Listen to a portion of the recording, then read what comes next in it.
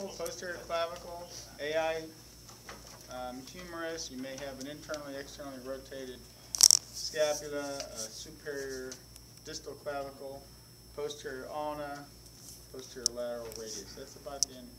Wow, I feel like President Obama. Oh. Yeah, except for this. What's that?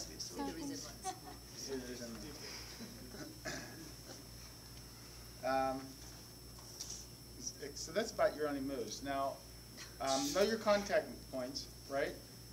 Here's where you're going to contact for an anterior clavicle. Here's where you're going to contact for a superior clavicle, distal clavicle here. Glenohumeral joint, you're going to contact the elbow. Same with the posterior ulna. Posterior lateral radius, you're going to contact posterior lateral portion right here.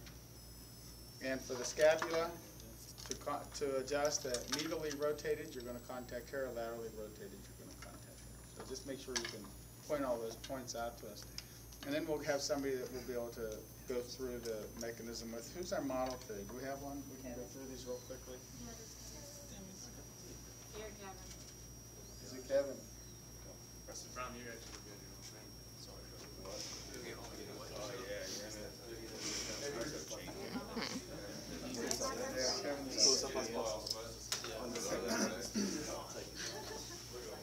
Okay, motion palpation for the clavicle. I'm not going to get to the airport with that on.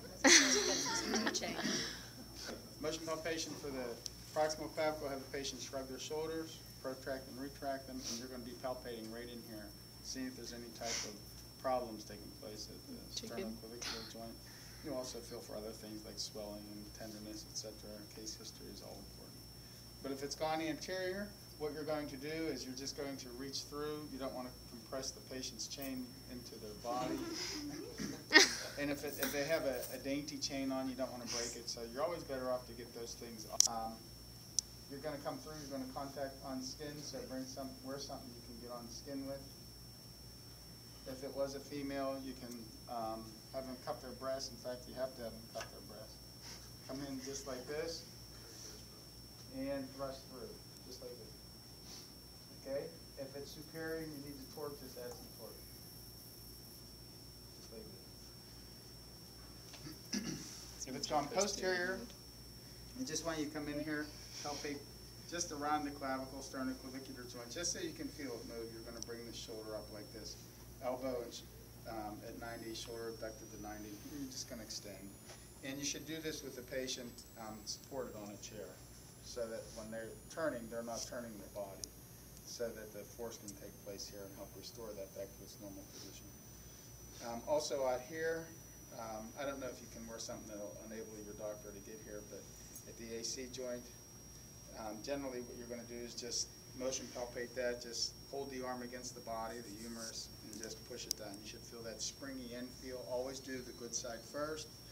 Then when you're going to correct it, just bring the patient's arm up using your second metacarpal phalangeal joint. Bring this up like this, externally rotate it.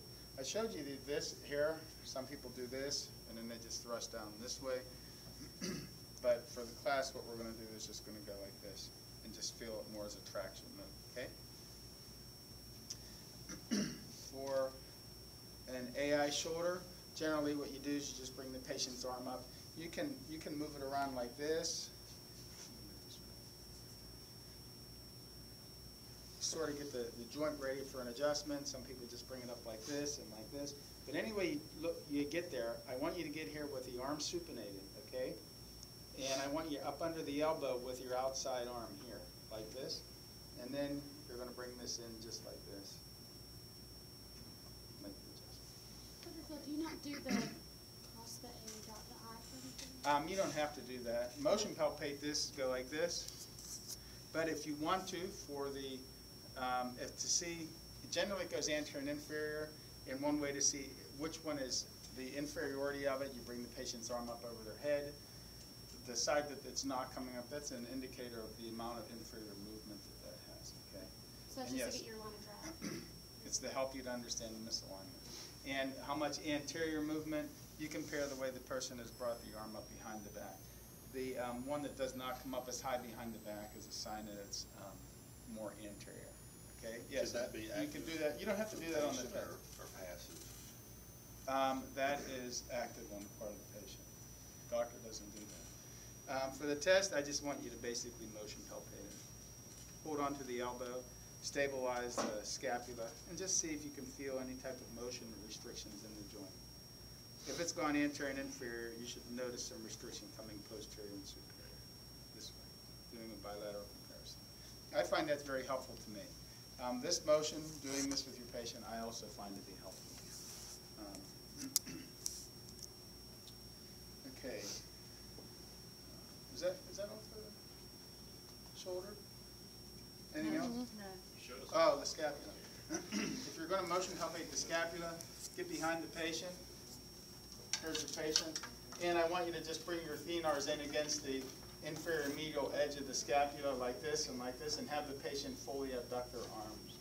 When the patient fully abducts their arms, at 180 degrees, the scapula should rotate how many?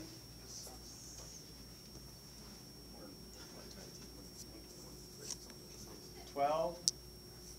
What is it?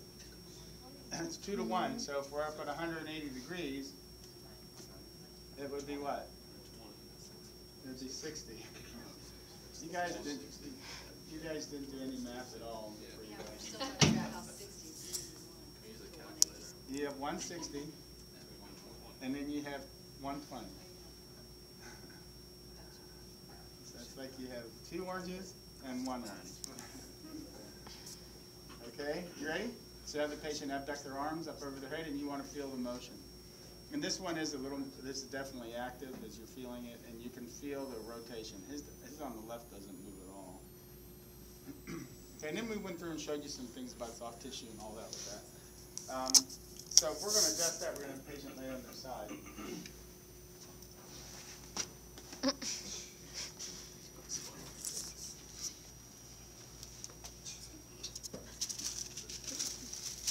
Did you knit that hat, or did someone do it? No, this was more like this. You bought it. When I was a kid, they used to make them like this, but we put them on the bottom of glasses. They were a little bit smaller. They just call them koozies now.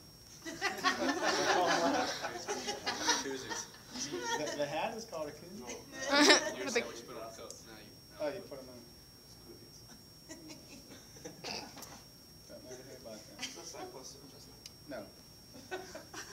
Yes, it's a side posture adjustment, but we're not adjusting the ilium. So that's a good point. You don't have to bring the patient into position. Students oftentimes do that, though.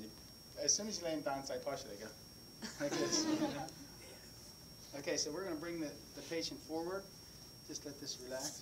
There you go. It's going to fall off the table. Get a good hold here. Stabilize in here as much as you can at the humerus. And the rotate. It's going to be a rotational adjustment, just like this. Oh, that moved. Is that good? Okay, if it's gone medial. If it's gone medial, let me have you like that, face down. That's not good. Okay, if it has gone medial, we want a motion or lateral. Excuse me. We're going to just get on the lateral edges. Make sure you're on them. I like to get on them with my thenar and push in this way. Compare the motion. If it's rocked out laterally, it should be able to move medially. I mean, if it's rocked laterally, it won't move medially. Just remember, line of drive is there's always going to be a restriction going from the misaligned position to the corrected position. And I don't know why I threw that over there. Kevin, we're going to have you lay on your side again and face me. So if it's gone lateral, we're going to not rotate the patient quite as much over. We're going to come here, stabilize here, and we're going to thrust down and torque it this way. Okay, if you can't get on it, sometimes people are very small ones. You can just put that behind there like this. And that helps bring it out some. Okay? Just put it back where it was. Yeah, he's happier then. Okay, does everybody know what we're doing? And you motion it when they're sitting with their arms up and down? Yes, you motion it when they're sitting, and that's if it's locked medially. It won't go laterally when you're bringing it up. Okay?